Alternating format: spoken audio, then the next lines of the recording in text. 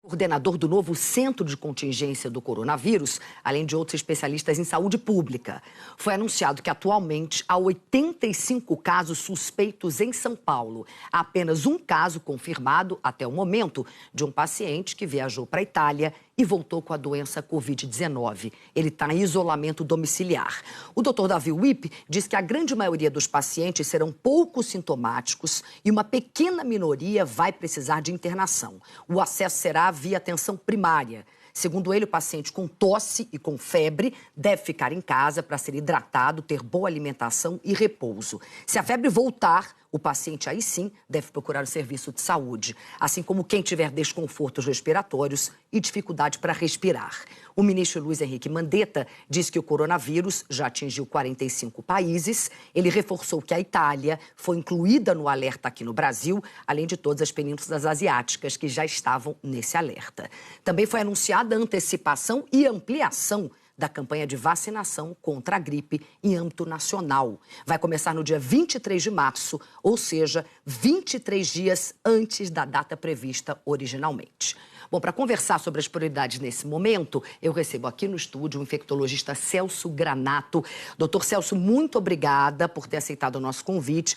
A minha primeira pergunta, que eu acho que é algo que chamou muita atenção de todos nós, é em relação a esse salto no número de suspeitos aqui em São Paulo. Até ontem eram 34, saltou para 85. A gente tem alguma explicação mesmo, de fato, para esse aumento? Eu acho que é só o número de pessoas que chegam a São Paulo, né? São Paulo é um grande destino turístico agora, comercial, turístico propriamente dito, e essas pessoas chegam para cá. Quando você tem centenas, milhares de pessoas que chegam diariamente, ainda mais países como a Itália, como a Alemanha, esses países que foram incluídos nessa lista, sempre vai ter um número de pessoas que são candidatas a ter gripe, a ter resfriado, e essas pessoas são identificadas, são barradas e passam a ser suspeitas, né? Daí até a gente considerar o caso, vai depender de fazer um exame. Né?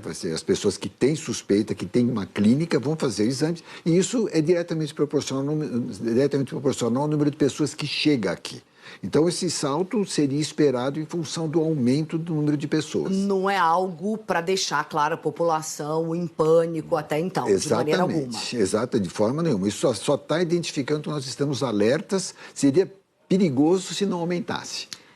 Em relação à antecipação e ampliação, né, eles disseram que nunca houve tantas doses na campanha de vacinação contra a gripe. De fato é eficaz? Porque a gente sabe que não existe vacina até então contra coronavírus. A vacina dessa campanha contra a gripe é contra a influenza. De que maneira isso pode, de certa forma, beneficiar esse cenário que a gente está vivendo? Então, olha, nós estamos agora, nesse momento, tendo um número muito grande de casos de influenza A e B aqui em São Paulo, né? Isso não é normal, né? Isso quem tem criança em escola, por exemplo, já viu. Várias escolas, inclusive, suspenderam as aulas por conta disso.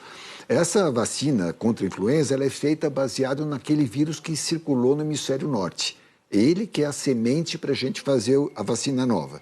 Essa vacina ela tem uma eficácia de mais ou menos 80% para a gripe. Mas, como disse aqui o Dr. Davi Wippe, ele tem razão, quando você diminui o número de casos de infecção respiratória, a gente vai ter um olhar melhor para as pessoas que tiverem outras doenças. Na verdade, a gente considera essa doença respiratória uma síndrome.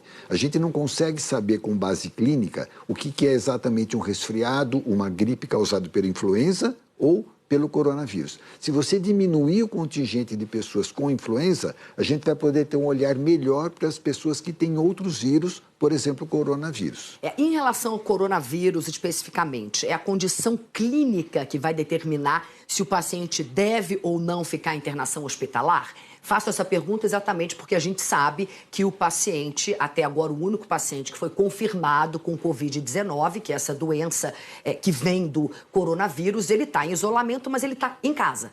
Exatamente, essa medida foi correta, né? A gente não teria condição, se você tiver, por exemplo, 1.000 pacientes, 2.000 pacientes, como é que a gente vai internar essas pessoas em isolamento? Não tem como fazer isso. Então, o critério é o critério clínico. Se a pessoa está bem, a febre está baixando, está se sentindo bem, sem falta de ar, vai fazer um isolamento em casa, naturalmente isolado das outras pessoas da família, mas separados da comunidade geral. Então, é esse o critério mesmo. A gente só vai manter no hospital aquelas pessoas que clinicamente não estiverem bem.